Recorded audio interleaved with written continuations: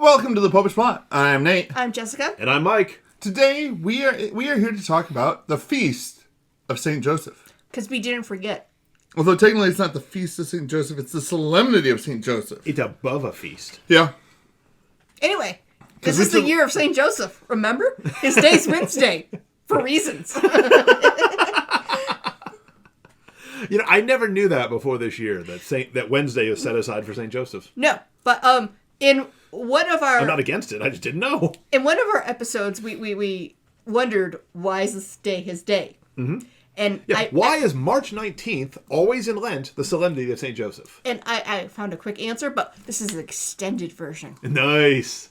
There's a quick answer, but there's always more to the story. Yes. As early as the 4th century in Egypt, we had note that he had a feast day. Mm-hmm. Mm-hmm. Because he, of course, took the Holy Family to safety in Egypt. Yep. For some reason, July 20th was one of his early feast days, and I could not find any reason why they picked that day. Because it's an awesome day. Yeah, they were predicting the moon landing centuries early. Uh-huh. Maybe. In the Byzantine calendar, his feast day was December 26th for a while in the very beginning. What, they don't like St. Stephen? Well, I think it was simply the fact that, it's Christmas, and then the next story we get about the Holy Family is St. Joseph going to, Egypt to save him. It really makes sense. And still in various Eastern rites and in various Orthodox churches, St. Joseph is remembered as the Holy Righteous Joseph the Betrothed? Yes. On the Sunday between Christmas and New Year's. And if there is not a Sunday between Christmas and New Year's, then it's December 26th again. But of course, in the Latin rite, we observe the Sunday between Christmas and New Year's as the Feast of the Holy Family. Yes, so it's a similar feast day. Exactly. Yep. It's just the whole family. Yeah. Nice. This day was the feast day in the West in several calendars starting in the 10th century. Okay. By 1479, we know it was celebrated in Rome as this day. Mm-hmm. And apparently it's very big in Italy, but we'll get to that. Yes. It was extended to the whole church in 1570. And then... by the great St. Pius V. Yes. And then a future St. Pius, the ninth, declared Joseph the patron of the universal church. Therefore, it made every single member of the church that, he was the patron of them. So it was a holy day of obligation pretty much everywhere for a long time. Yeah. But as far as why it's today, some people think that this was the day he died. We have no evidence besides the fact that he died sometime between when Jesus was 12 and when he was adult, because he was nowhere in the picture. Therefore, we have no biblical evidence. So therefore, it must be in Lent, because in December he was a baby, and on Easter he's an adult. Well, of course, in the current calendar, it's a little weird because he's a baby, and then 2 weeks later, he's a grown-up at his baptism, but then several weeks after that, he's a baby again for his presentation. Yeah. Yeah, but even outside the Bible, the early writings that weren't, biblical, but, still used, they don't actually mention when he died, just that it's clearly he died. It's clearly agreed that, if he wasn't dead, there would be no need for our Blessed Savior to say to St. John, hey, take care of Mom. Yeah. Yeah. Clearly dead. Clearly dead. Also, clearly no blood siblings, because that would have been a real slap in the face. Yeah. And that's I know. Hey, Steve. I know it's your job, but John, you take care of Mom. Yeah. Again, Jesus on the cross was very forgiving and kind. He wouldn't pick that moment to settle scores. Well, I mean, he was settling the score with, the devil. Yeah, but that guy's a jerk. But let's be honest. He would settle the score with the devil on just about any day it was appropriate. I mean, and he did it on that day because it was most appropriate. It was most appropriate. Mm-hmm. But anyway, others have pointed out that essentially anyone that was involved with the Annunciation have feast days that are right before it. Like St. Gabriel's is right before that as well. Uh-huh. So this also puts St. Joseph as the spouse of Mary right before that. Yep. The Annunciation to be celebrated in 6 days. Mm-hmm. A lot of people think it's because it is Italian Father's Day. Although it seems like it might have become Italian Father's Day because it was this day. It's possible. Yeah, that one seems to make more sense, given how long this one's been a thing. Listen, I have not been able to find when Italians start celebrating Father's Day on this day. Just that, Sure. hey, it's the Feast of St. Joseph. The church's father, in a way, besides, of course, God the Father, but, earthly. Well, I tell you, I like, Dr. Scott Hahn has been doing a lot on St. Joseph, and he makes a pretty compelling argument that often we will call St. Joseph the stepfather of Jesus or the foster father of Jesus, but, in all the ways that mattered, he was the father of Jesus and on this earth. Yeah, the Blessed Mother just refers to him as your father and I have been worried about you. He was the only father that Jesus, as a human boy, knew. Mm-hmm. Yeah.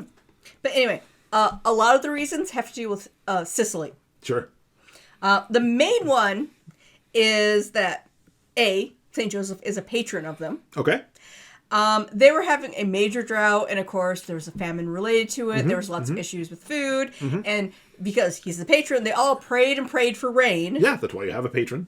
And that's your go-to guy. Yep. And it rained, saving the spring crop and letting them live. What a guy. Yes. However, there's an actual completely opposite one, oh? unless it's a related to the same day, of an island that's near Sicily.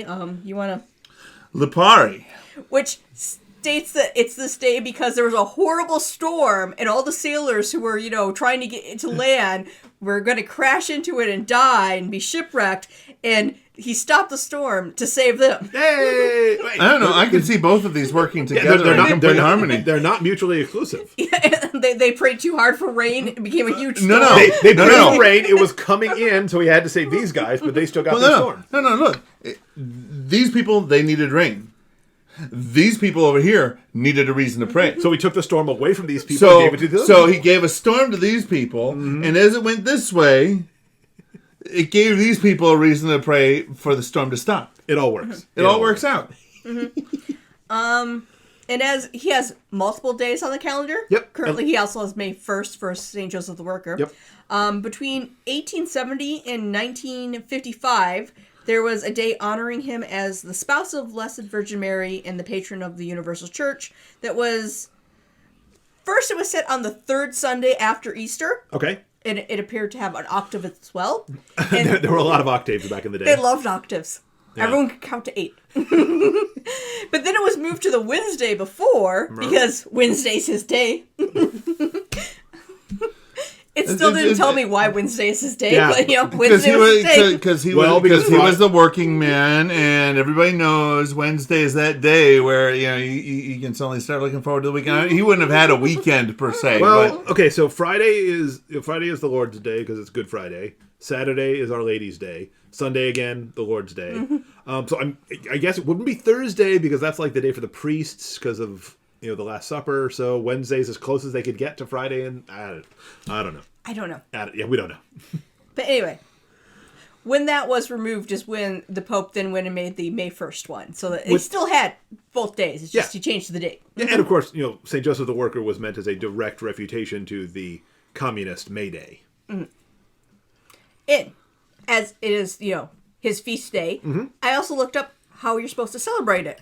Because it's important to note that, yes, we should fast when the church fasts, but we should also feast when the church feasts. And this is a solemnity, so we should feast. All right. Yes.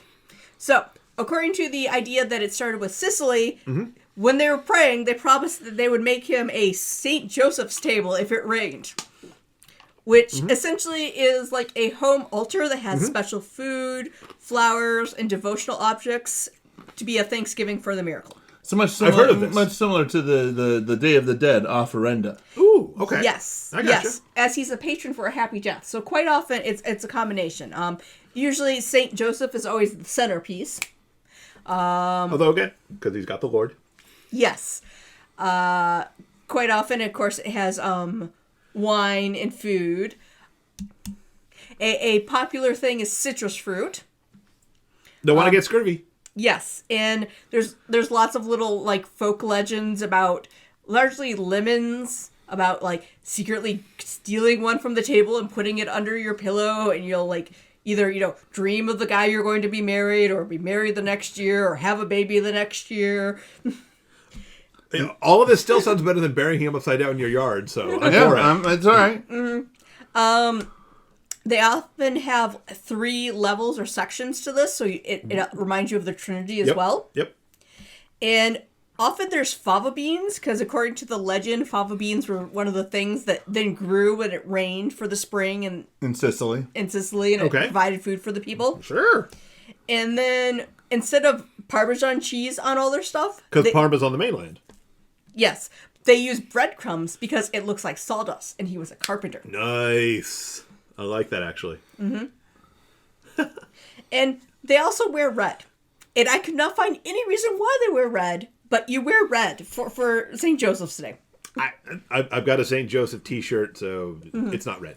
Yeah. There's no thing about pinching like St. Patrick's Day, so I think you're pretty safe. Yeah, that's fair. We can suggest that alteration be made to future St. Joseph's shirts to the good folks at a Catholic T-shirt. Well, especially since, it's the year of St. Joseph. Exactly. Which, of course, caught us all by surprise. Pope didn't give us a lot of warning. Yeah, He gave us absolutely zero warning. On this day begins the year of St. Joseph. Which he announced that morning. He gave us just enough warning. Would you have planned differently if you'd known like 2 weeks in advance? No, but think of all the Catholic publishers who would have. Yeah. I know. They would have needed more than 2 weeks, but still. Mm-hmm. And parades, bands playing music, bonfires, and fireworks are also very common. So you went out and you got me some fireworks, right? Just because they're common doesn't mean that we can set them off on today.